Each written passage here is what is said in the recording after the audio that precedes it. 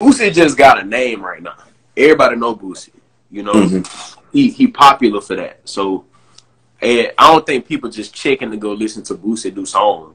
I don't. Yeah, that people ain't doing that. You know, if he featured on somebody else's song, folks go listen to it just because. Okay, Boosie rock with this person. Let me go listen to the song. But people not really checking for Boosie music like that. So they got to take it for what it is. I mean, ever since Boosie got home from prison, man, you know when a rapper come home from prison that first year or two, he buzzing hot.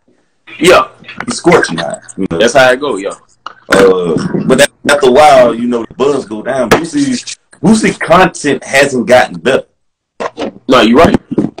He hasn't matured as an artist. Like, if you listen to rappers like Jay-Z's and the Jay-Z's, the rappers like J. Cole's, Nas, yeah, you can Nas and all of them, their content gotten better as they age. You see what I'm saying? Joey Badass did too. Ross did too.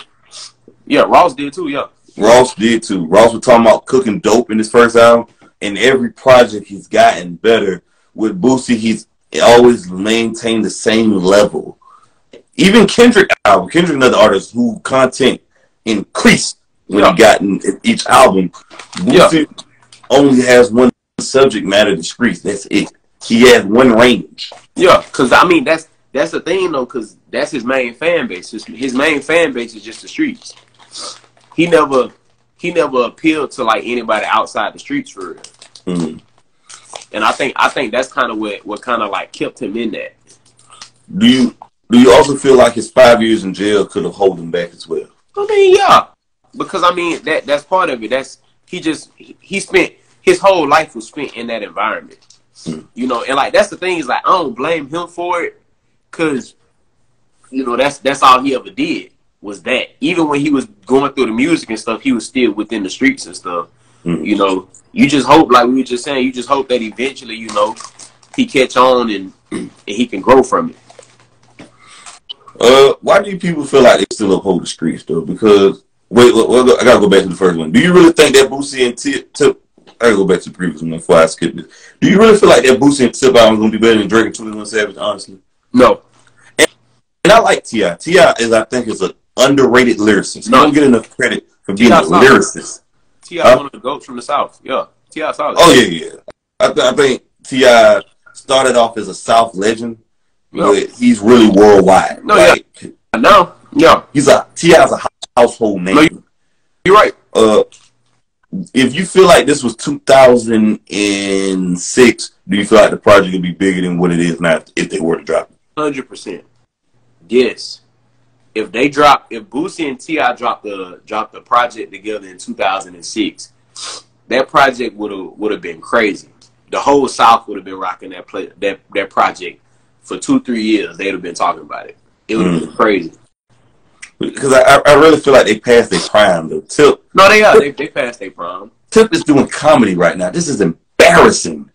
You know, if they would have did this in 2006, and they would have got a Project Pat feature on there. Ooh.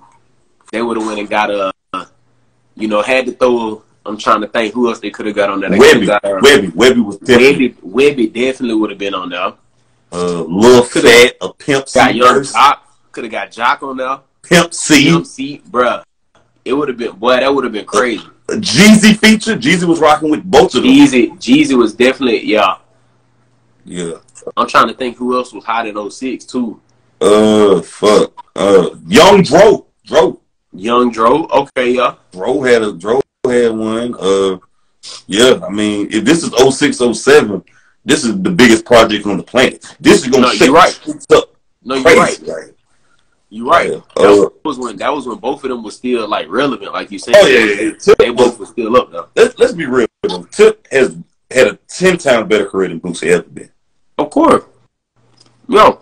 When you talking about this is like head over shoulders. Yeah. Boosie is kind of like, if Boosie is a Z-list rapper when it in the music industry, Z-list rapper. No, Boosie capped out at like that like I said, that South like regional level. Oh yeah. Like he got bigger after prison. But go ahead. I mean, but no, it's pretty much what you were just saying. It's just you go anywhere in the South and people gonna know who Boosie is. And of course, now he bigger because his name just float around a whole lot now that you can go other places and you'll know him. But it's T.I. got into the movie scene, the acting scene.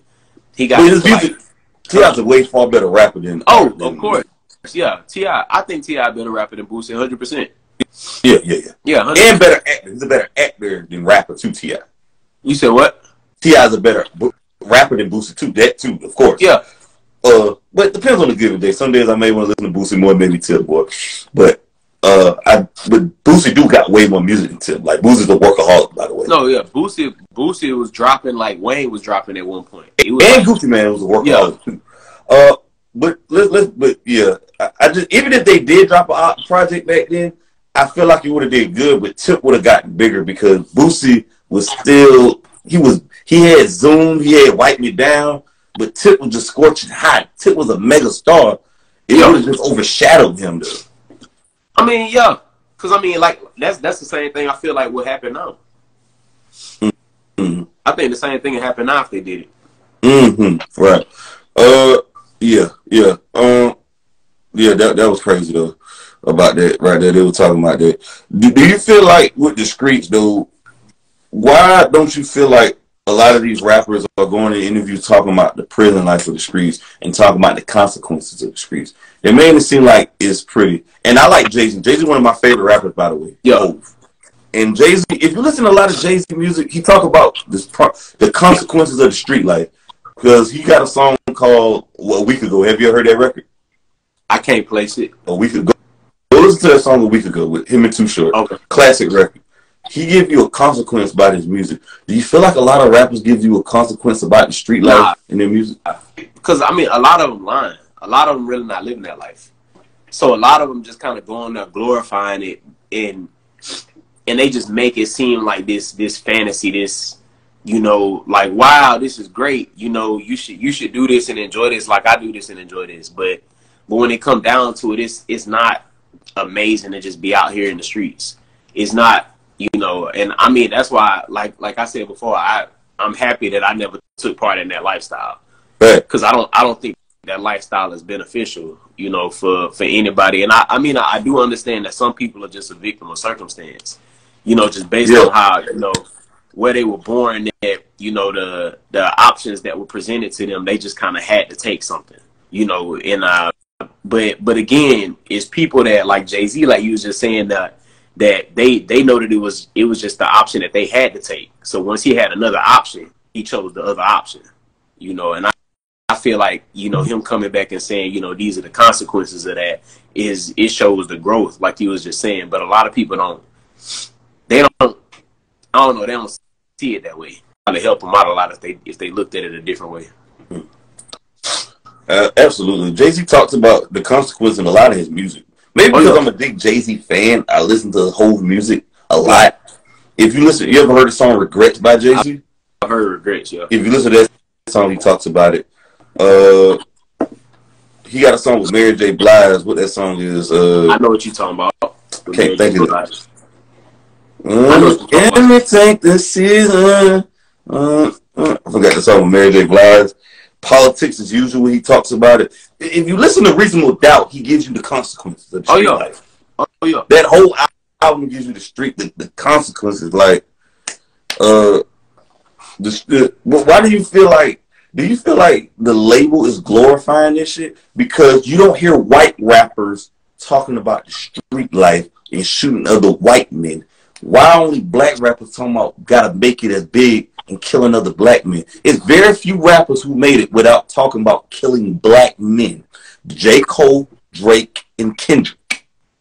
I mean, that's kind of, I always felt like that was kind of the thing, because like, here's another example. You know how everybody was clowning Nick Cannon for a minute because he was having all these kids. Mm-hmm. How about still is? No, he still is. How about Elon Musk got the same amount of kids as him, but nobody said anything about it? Well, this is my thing about it, though. Are you finished or are you still talking? No, I was basically just saying, like, it's, you know, the perception when a black person do something and when a white person do something is always going to be different. That's just how it is. Let me tell you why Elon Musk doesn't get the same flag. Elon Musk is not in interviews talking about this dumb shit. Elon Musk is quiet. Have you heard Elon Musk talk before? Very few times, but I get that. I feel where you coming from. Elon Musk is not pushing this agenda in people's face. Nick Cannon is pushing this shit like it's normal and it's okay. I want to have 12 baby mamas and have my kids in broken homes and abandoned homes and away from me and not living under the same roof as me as normal, as it is okay. It's not okay at all, but Nick Cannon is rich. He can afford this lifestyle. If you're working at goddamn Walmart first shift, you can afford to live like Nick Cannon in future. Yeah, no, you're right. I think that's the deal. You're right, because it's one thing to just be living it, but then when you go out and you just start, you constantly bringing it up and talking about it. Yeah, that's a different situation. He's bringing this shit up in the interview. Elon Musk ain't doing that shit in the interview. You're not talking about his personal life. He just talking about promoting Twitter. And Elon Musk is a billionaire. Yeah, how many billionaires they talk shit about him? And Nick Cannon got money, but he ain't got near as much money as goddamn Elon Musk. No, of course not. I mean, Nick Cannon didn't even own Wildin' Out. The Jews own Wildin' Out. The J people own Wildin' Out. He didn't even own that. I mean, of course not. Most of the time, in order for us to get something, we got to give up ownership to some other people. You know, that's usually how it works. So with that being said, you know, he's a billionaire. Nobody talks about no billionaire. And first of all, if anybody talk about Elon Musk about big platforms, they probably gonna get their show taken off because he gonna be like, stop fucking talking about me. Nick Cannon doesn't have a pull like that, like Elon Musk. No, the more money you got, the more pull you got. You're right. That's how I go. So the people with the most power can do whatever they want. Hey, Kanye West was right in that song Power. Kanye West says some of the best. I ain't gonna say he say some of the best shit because Kanye West is totally underrated when he talks. He always makes sense in his interviews a lot of the times. Yeah. But in the song Power, it makes so much fucking sense the older I get. No, I feel it, yeah. Like, what's your thoughts on this right here? Goddamn, what I was looking at. So today, what was I about to say? Goddamn, I forgot what I was about to say this now. So YSL, with this YSL shit, they're talking about, you know, Young Thug is still fighting for his freedom right now. Gunna's out. A lot of people calling Gunna a snitch. Yeah. Do you still feel like Gunna can make it as an artist? Yeah. And why so? Because the majority of the people that was listening to him anyway didn't care if he snitched or not. Majority of his fan base is suburban kids. I mean, that's just kind of what it is nowadays when it comes to rap music. Rap music is so big that, you know, 60-70% of the people listening to you, you know, is somebody that live out in California or Wyoming or Utah. They live out in the suburbs and, you know, they in high school. So it's one of them things where it really don't matter to them in the long run, you know, that he snitched or not. Like if you were to go check right now, let's see. Well, look at his Spotify number. That's what I was about to say. If you were to go check his Spotify, he still got 24 million monthly listeners. Do you got Spotify Premium? Do you pay for monthly for Spotify? Yeah, I do.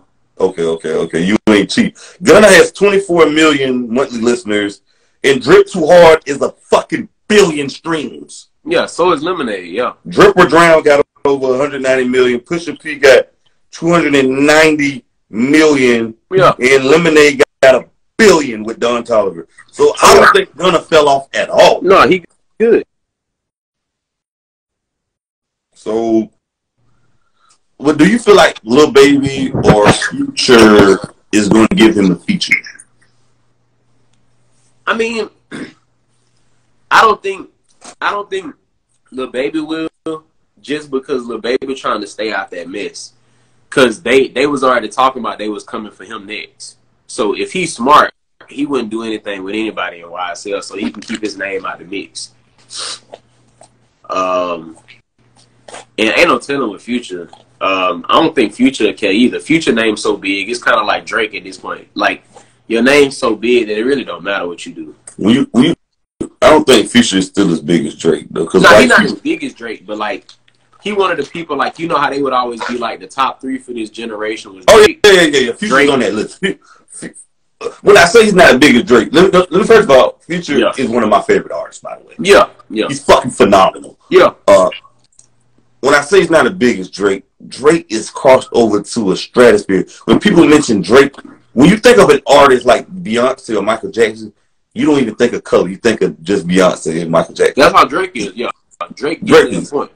White people don't. I can go to 3 random white girls. I don't think they know who Future is. I think you think the majority of white. If you went to a school somewhere in Baylor, Texas, or Duke, do you feel like 4 random white girls? Do you think they'll know who Future is? I think it's a higher chance they're gonna know who Drake is, though. Right. Yeah. Now I don't. I think Future. I definitely don't think Future is as big as Drake. Nah, he's not as big as Drake. No, absolutely not. Do you feel? Because Future got mad recently too about that. A lot of people were saying in the industry was saying Future's mad that he did an album with 21 Savage. Do you feel like 21 Savage, or who you pick, 21 Savage or Future? Which album you think was better? I don't think that's a fair question. Only because I think Drake and Future have both grown as artists since they did their project in 2015. I think if Drake and Future did a project now, it would be better than the Drake and 21 Savage project. But if you had to play one on a 4-hour car ride, which one would you choose? As of right now, I would play the Drake and 21 Savage album over the 2015 one. Just because the 2015 one like kind of outdated now. What? It's still good, but it's outdated. It's like I know all the songs already. Like, I'm not really just. I feel like that the one with 21 Savage, like, a lot of the stuff is more like updated, more upbeat. Like it. You mean the lingo, like lingo wise? Some lingo, some of the music choices, like the beat choices and stuff. Kind of the stuff that they talking about in the songs. Like you can just tell that the 21 Savage one is just more recent. And I think that's the only reason. But that's a strip club album, though. That's the only reason I would pick it, though. Right. I feel like that 21 Savage, I feel like Drake and 21 album, you can still play that in the strip club right now. Scholarships. Yeah. Jumpman was a big thing. Yeah. You can play that Big Rings. Big Rings. It's a few of them on there. That whole album slide, though. Besides make the radio singles out there, I didn't like Jumpman. But besides that whole album slide. Yeah. No, it did what it needed to do. But I guess I see what you're saying. You're saying like the lingo and because I mean, like, but Metro Boomin did that album too now. By the way, like I said, if Drake and Future did another album right now, I think that one would be better though. I think Drake and Future would put out a better album right now than Drake did with 21 Savage. I think it'll be better just because I think Future got a little more versatility to him. Do you really feel like thought Future would be as big as he is now when you heard Tony Montana, or nah? But what did it was if you go back to some like Hendrix when he had that song with Rihanna. With Rihanna. I hated that song. I hate that record. And I'm not a huge fan of it, but that's kind of what opened my eyes to how big he could get, just because you can tell that song was meant to get him more ears, get him radio play. He did a song with Gunna before that, though. Love and Affection. And Love and Affection did the same thing, because Love and Affection was huge when it dropped. It never end. We don't turn on the lights. Yeah. Homicide. Even what was that off his most recent album? That song he did with Tim's. Wait for You. Wait for You. Oh, that beat, that sample is just amazing. It's crazy. But ATL Jacob did it. Yeah. But let me ask you this though: ATL Jacob or Metro Boomin? If you needed a hit right now. You need a fucking smash hit. And you if I need them need a exec. hit, Wait, let me finish. You need them exec your album. Who you going with? Go ahead. if I need them to exec the album, it's Metro Boomin. Why? Cause Metro Boomin hot right now. ATL Jacobs hot scorching now. He got a fucking hits, big hits right now. I think I would go to ATL Jacob for like more variety. Like I know if I go to Metro Boomin, I can put out a 7-track EP and all 7 of them tracks gonna be club bangers right now. They're gonna be bumping in the club.